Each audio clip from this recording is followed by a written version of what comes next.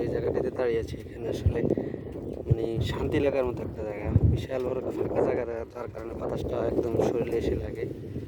এখানে অনেক বাতাস, এই যে বাঁশ গাছের পাতাগুলো অনেক শব্দ করতেছে বাতাসের কারণে। আর এদিকে হচ্ছে কৃষকগুলো তুলতেছে। আর এইদিকে ভালো আলু মনে হয়েছে এখানে, এবছর এদিকে ভালো সুন্দর ফলন হয়েছে। প্রত্যেক দিনে ওই যে ওইদিকে তুলতেছে আলু, ওইদিকে তুলতেছে আলু, আবার এখানে তুলতেছে, আর এই যে এখানে গাড়ি রেখে আলু বাজারে নিয়ে যাচ্ছে। আর এখানে একটা হচ্ছে কৃষক কিন্তু তাদের ন্যায্য যে পাওনাটা ওটা পায় না, দাম পায় হচ্ছে যারা সিন্ডিকেটের আসন নিয়ে বসে আছে তারাই মূলত সব কিছু ভালোভাবে ওরা পায়।